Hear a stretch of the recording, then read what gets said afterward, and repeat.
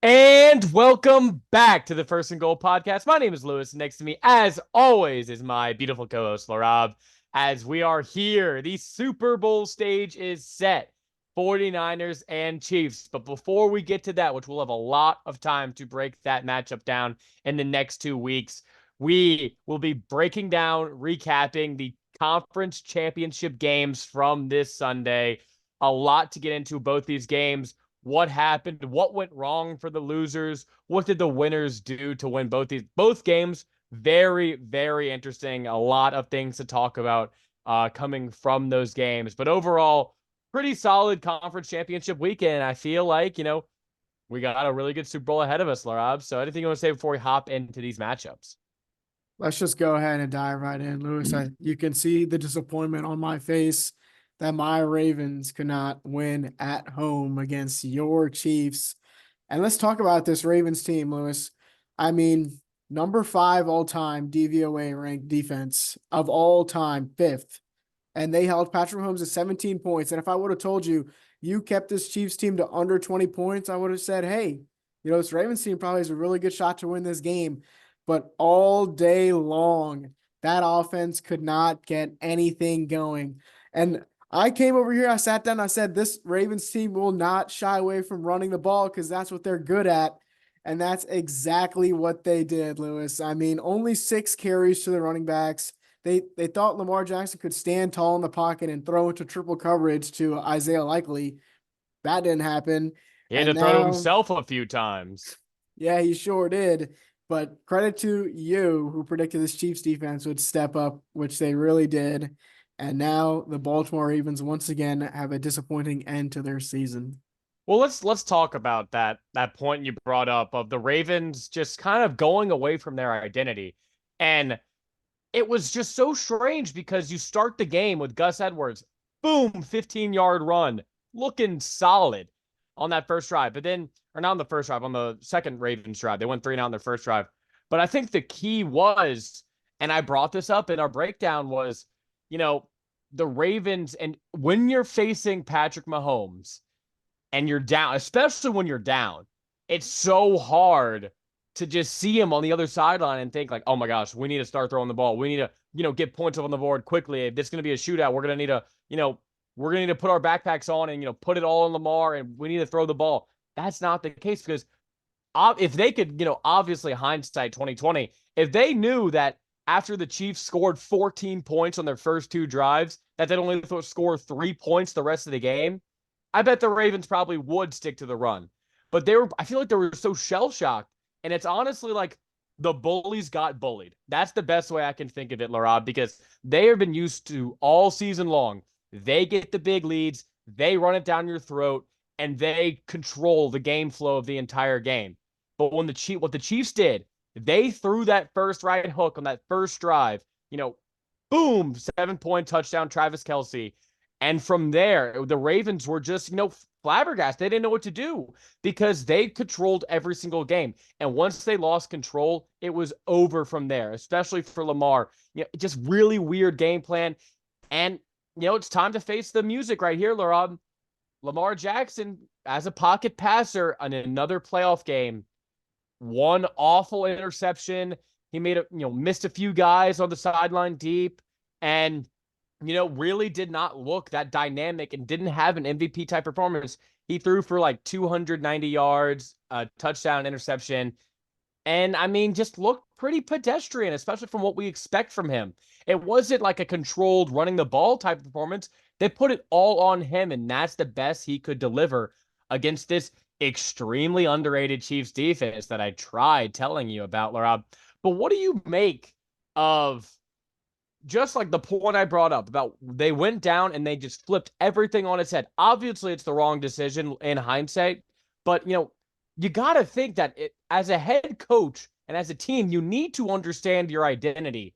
And it just was so strange how they went away from their identity on offense.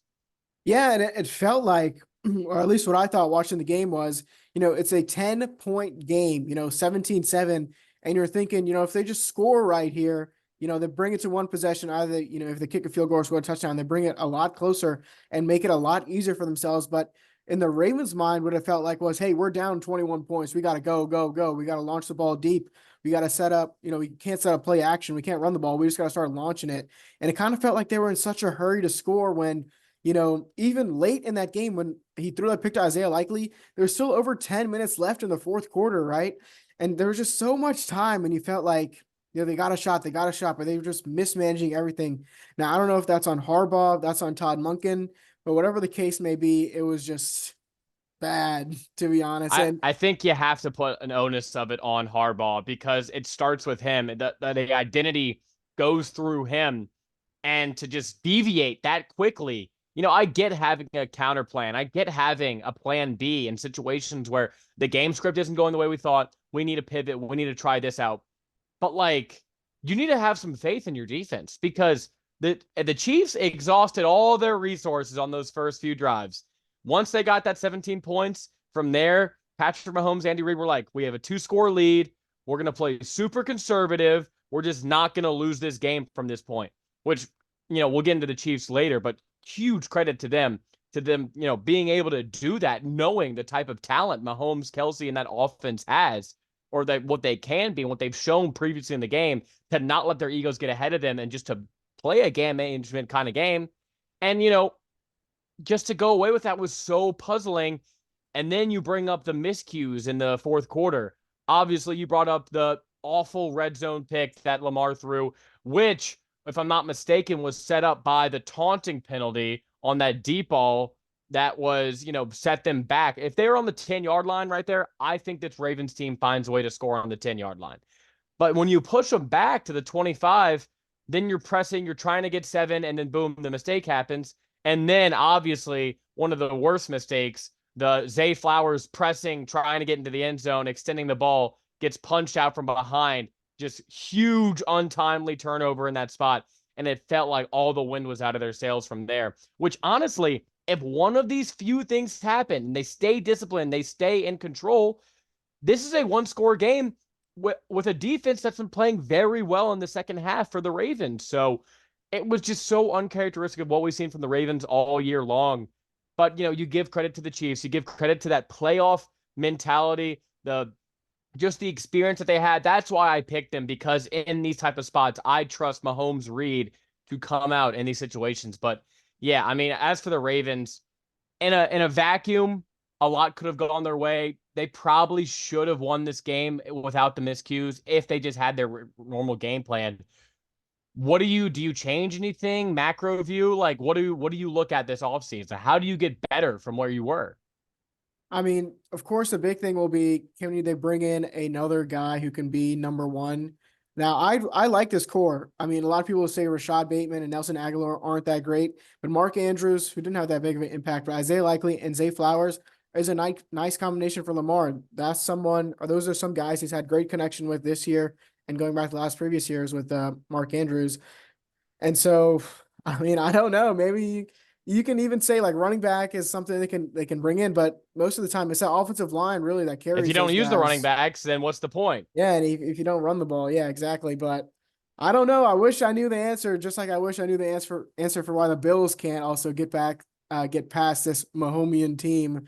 Maybe it's just the Mahomes era is diffy right now. Maybe you're starting And what to is figure it his out. worst year? Across all metrics except for defense, and he's still going to the Super Bowl. So I mean, Well, before we get into the Chiefs, I just want to say, big picture, this is a huge moment for Lamar, because you could say that last week he at least exercised can he play well in the playoffs? He can. We saw that against the Texans last week.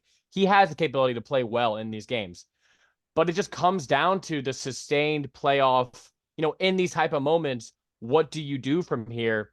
Now, you can make marginal upgrades. I think their receiving core is pretty solid. If you have Mark Andrews, Zay Flowers, you can marginally upgrade on the edges. Odell he didn't play well, but he's still a solid receiver. He's a good veteran guy to have. I feel like the receiving core was fine. It was just the offensive coordinator, quarterback confusion that really screwed them. So I feel like this offseason needs to be predicated on Lamar's growth as a passer, which he has been, progressing every year. And to see the huge jumps he makes every offseason, hopefully when you get to these spots, they'll have a better plan and maybe they tinker a few things to where they are more adjusted for this type of thing. So it's no big changes need to be made to the Ravens. But let's quickly talk about the Chiefs. What I alluded to and what I was thought was so impressive about Mahomes and the Chiefs game plan this game was they go down, get that two-score lead 14-7 or that 17-7 and a half. And that second half by Mahomes where it was, could he have fit a throw in here and there? Could he have, made a mistake or tried going for the risk? He turned into a game manager. And a lot of times, when you say game manager, it's a negative thing, right? But for him, he knew what his defense is capable of. And I said, he doesn't make the turnovers. He lets the defense play well. They run the ball and they find ways to win, similar to like the old Patriots team or like older Patriots teams when Tom Brady was getting older. It was you be great on 3 or 4 plays, the rest of the game, mitigate risk, and just play within the system, and you'll find ways to win with this defense, this coaching staff, and the brain trust that's in Kansas City. And then, when they needed him to make a play in that fourth quarter, when it was, a one-score game and they had the ball, he hits MVS on that go route, and then game's over just like that. And that's all he needed to do to win this game. So just an amazing game. The numbers aren't going to be gaudy.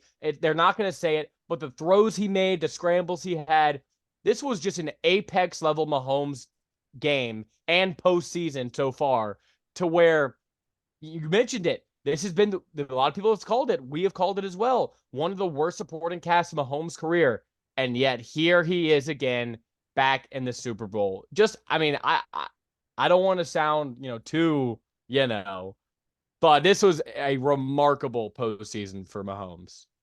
Yeah, and it's really hard to argue against that. Like you mentioned, the big thing in this game was his legs. He killed you on the ground, picking up those first downs, and just kept those sustained drives going, just milking the clock and keeping Lamar on the sideline, not really getting the Ravens allow them to build any momentum at all. And now he's going back to his fourth, fifth Super Bowl in only his sixth year. Just incredible from Mahomes.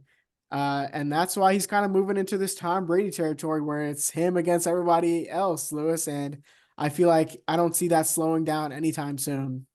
Yeah, we'll get into a bunch of legacy Mahomes talk later throughout the next, 2 weeks. Um, but I loved how they approached the game. Huge shout out to this defense. Huge shout out to Steve Spagnuolo because some of the stuff he did in this game to confuse Lamar, sending blitzes certain ways, having guys run across the field just to really confuse Lamar in this passing game. And they got to Lamar a lot. They pressured him. They forced him into bad decisions.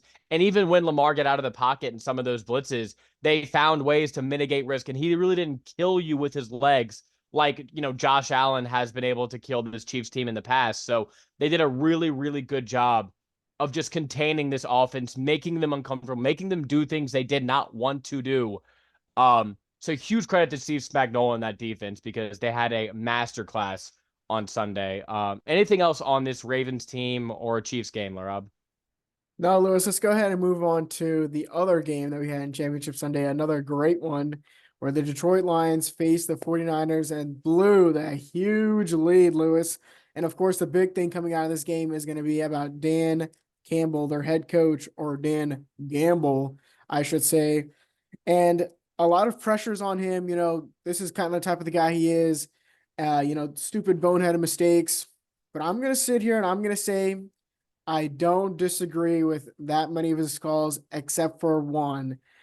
When they were able to kick the field goal and make it a tie game late in that fourth quarter and they decided to go for it and didn't get it, I think that was a nail in the coffin. Now, a lot of people point towards Josh Reynolds and say, if he would have caught this, if he would have caught that. But going for it in that scenario, when you could tie the game and keep it one possession, and you had the opportunity to go back and score on the other drive and tie the game instead of having to go for the onside kick, I think that was the difference between a win and loss in this one. You can argue the other ones and say, if he caught it, this would happen, that would have happened.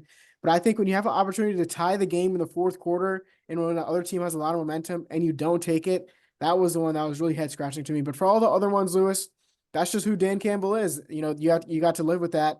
And I certainly will. Yeah, I feel like in this game there were three big Dan Gambles, right? The first one was right before the end of the half. Lions have it in the red zone. It's like on the 3-4 yard line, right? And they're up 21-7 at this point. And you're used to right here, Dan Campbell, you're already up, 14 points. If you get to 28-7, it really feels like this game is out of hand. You can make mistakes, you can mess some things up, but you get to that point, unless you're Kyle Shanahan, the Atlanta Falcons, who they were actually playing, which is kind of funny, or at least Kyle Shanahan, you hold on to that lead, you know. But instead, he goes for the field goal. He makes it, a 17-point game, 2-score or 3-score game. Can you kill him for that? No. Would I have done it? Probably in that spot. Take a bigger lead, mitigate risk, and just, play within your system. It felt a little out of character for him in that spot, but I agree with him. Let's go to number two. Number two was when, obviously, the one you alluded to was the Josh Reynolds one, where I agree with it. I like the decision. I think in that spot, you go right there. And this wasn't the tie the game yet. This is before that. This is I think 24-14. Again, I agree with that. You go for it. It was super low yardage, and if he catches that, you're in a great spot. The third one I did have problem with. You brought it up. I won't belabor it on it anymore. I think you take to tie the game at that spot. But I also, just because it feels like you need to, you're on riding this huge high. The winds have been battering you around a little bit. Just set the ship back on course, make it a tie game, then play ball from there. And obviously the 49ers go down, score a touchdown, make it a 10-point game after that, which was really unfortunate. The thing that disgusted me the most, and I didn't really recognize this watching the game because I think we were moving around doing stuff. But when there was a minute left and, Detroit down 10, has the ball on the 3-yard line of the 49ers with all 3 timeouts. Now, what some people might argue is on first down, kick the field goal because make it a 1-score game. Onside kicks don't work in the NFL. Let's just be honest. They don't work. Very, very rare that you get an onside kick. But if you have 3 timeouts with over a minute left, you score right there. Boom. You kick the ball, kick off. If you hold them to, a 3-and-out right there, which who knows if they would have been able to. The 49ers offense was playing very well. But let's say you do, then you get the ball back with a chance. But, or I'm not even mad on that 3-yard or on that play. If you try to go 3 end zone shots, if you score a touchdown, that makes the job a little bit easier coming back. But what they decided to do was run the football. They don't get it. They have to burn a timeout, and then game's over because you can't stop the clock anymore. And you're not going to get an onside kick. Onside kicks are impossible. That was the one egregious mistake. And you can argue 10-point game, a minute left. What I'm saying wasn't come to fruition anyway. That was the only decision I had real pause with. But I will never be mad at Dan Campbell for doing these decisions. Now, I want him to stay true to himself and have logical reasoning behind why he does certain things, because we can logically, reason with everything he does. And you can argue the analytics were backing a lot of those decisions too in those spots. But I know what he's about.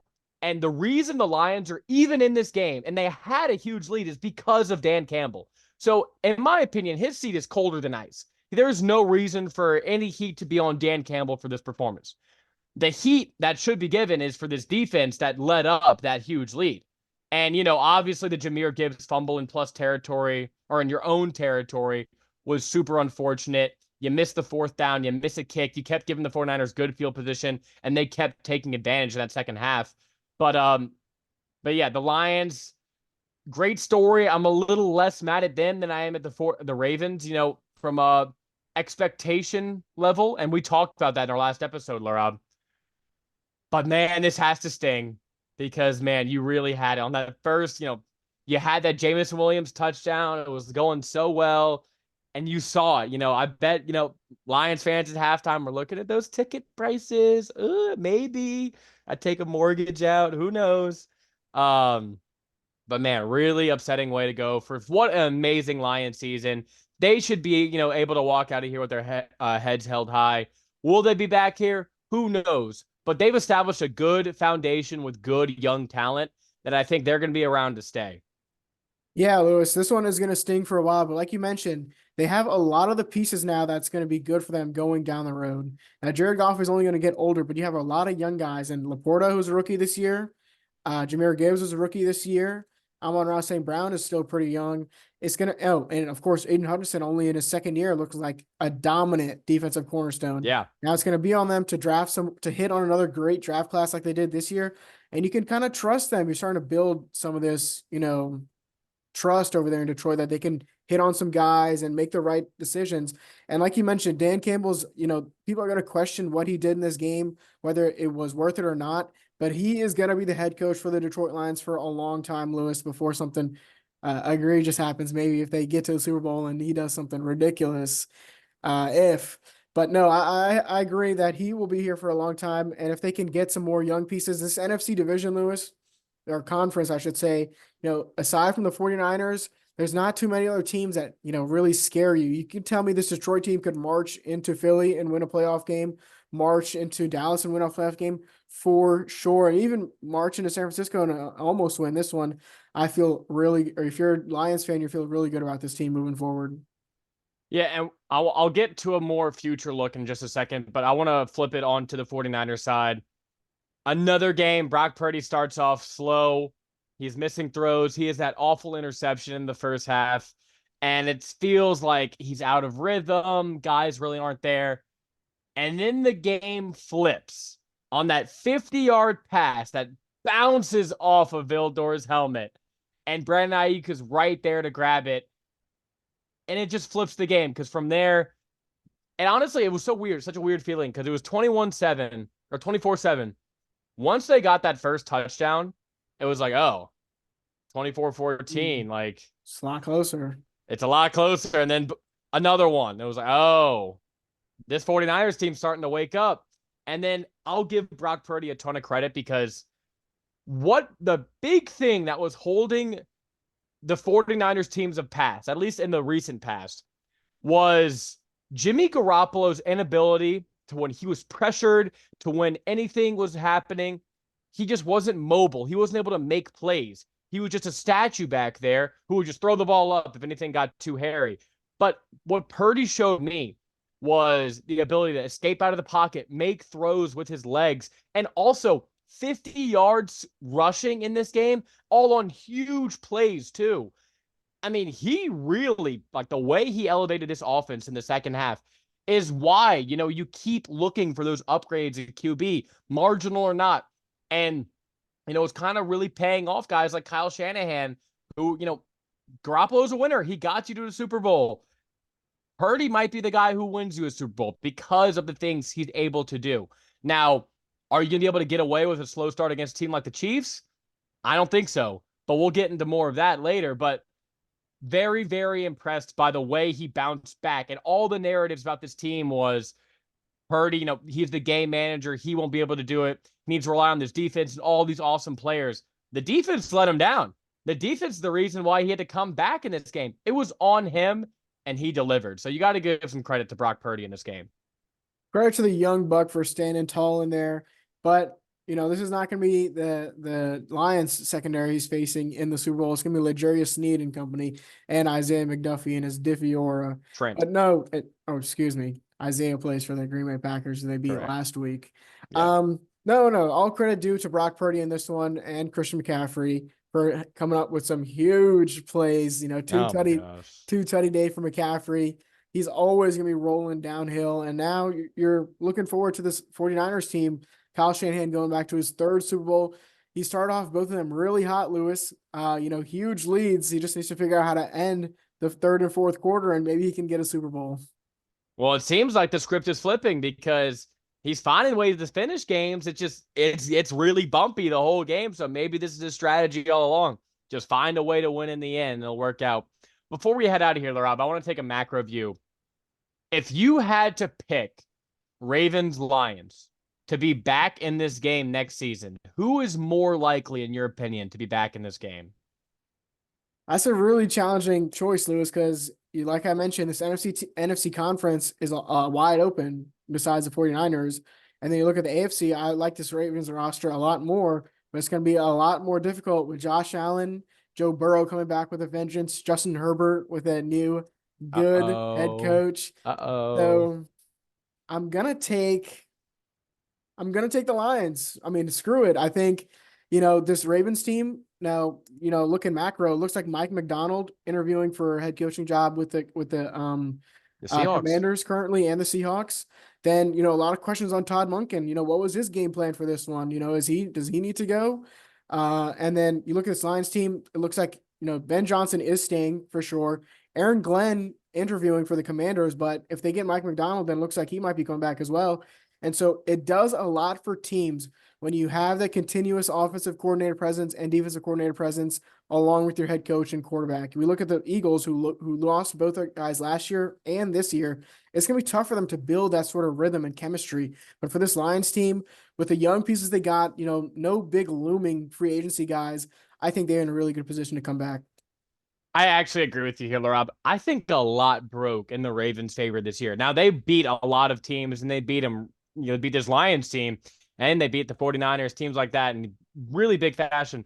But a lot really broke their way this year. They were the number one seed in the AFC. They played the Texans in the first round with a rookie at quarterback. No Joe Burrow, like you mentioned. Herbert missed. There was a lot of problems within the AFC. And let's be honest, they played one of the worst Chiefs teams of the Mahomes era, and they couldn't get it done. And it just feels like this was the year. This was the time the Lamar offseason stuff was settled. He was on a revenge tour, he MVP season, and it just fell out of their hands. It's going to be really, really tough to bounce back from this year. And they have a lot of guys pinning free agents. I don't know the names right now, but I saw the list after the game was over. A lot of big decisions to make this off season, and a lot of guys need to start thinking about paying as well. Whereas the Lions, super young team and a conference that's a lot easier with some of those big heavy hitters taking heavy hits this offseason as well. Eagles, Cowboys, they don't look as impressive. Your division is still very winnable. Kirk Cousins will be back. And who knows, Jordan Love in his second year might take a leap as well. But it still feels like they're the team to beat in that division. So if I had to bet, I agree with you. I think the Lions would be back in this position. But, two very impressive organizations. Crazy to say that about the Lions in 2024. The Ravens, I trust their organization. I trust the history and the culture over there. I don't think they're done. I feel like what the Lions have built and just the amount of respect I've gained for not only Dan Campbell, but for their general manager, John Horst, I think is his name. No, Holmes, Brad Holmes, excuse me. What he's been able to build over there and the drafts they've hit back to back to back. It won't surprise me if they hit another one out of the park. So, just huge, huge credit to this Lions team for what an incredible season. The Ravens, we'll see you next year. Congrats on the MVP, Lamar, but you're just a stop short. Anyway, Laura, before we head out of here, we have the Super Bowl matchup set. The Chiefs and the Niners in Las Vegas. 49ers favored by, I think, 2.5, Laura. Is Down that to two. two? It's been Down to fluctuating two. the whole weekend, Lewis. It was at 2.5, 1.5 yesterday. Now currently sitting at 2, which is, I mean, we've already seen this matchup before, and it looks like Mahomes has been unstoppable this playoffs. But Vegas knows something or does something. I mean, Niners too. So, So we're going uh, to be giving our picks for this game later in the week before the Super Bowl. And just for everyone to realize, I am now up by 2 on Laraib for our postseason picks with the Chiefs beating the Ravens. Thank you, Mahomes. But cool. Come on. So the Super Bowl has always been worth 2. So Rob still has a chance to tie me, but he has to pick against whoever I pick. Who knows who I end up picking, but you'll have to stay tuned. I will let Laraib know beforehand so he can provide a defense against whoever I pick. Or, he might just want to pick with me and just say, all right, it's all right, Lewis. I'll let you get the dub. If we tie, we'll say about that. But if we win, we got something. If I win, I got something special planned. Or at least Laraib has something special planned for me. So, what's your confidence level going in? Do you know who I'm going to pick? oh, I most definitely know who you're going to pick, and Don't I tell him feel yet. very confident in the opposition. Okay, well, hey, I love to hear that, Larab. So, if That is the case. We'll still have a ton of stuff for y'all throughout the next 2 weeks. We'll be doing an episode on Thursday, covering more Super Bowl stuff and maybe big NFL stories and stuff that we weren't able to really hit on during the during the playoffs when we were talking about the games, such as the coaching hirings, different things like that going on around the league that we'll get into. And then Super Bowl week, we might bring people on, might have, if you want to hop on the podcast, give your Super Bowl pick. We'll make a tally. We'll say who everyone's picking, and we'll have a lot of fun, talking player props, talking betting, talking all sides of the ball, talking storylines. Taylor Swift will be mentioned frequently. Anything else you want to say before we head out of here? No, I think that's been the First Goal podcast signing off. Peace.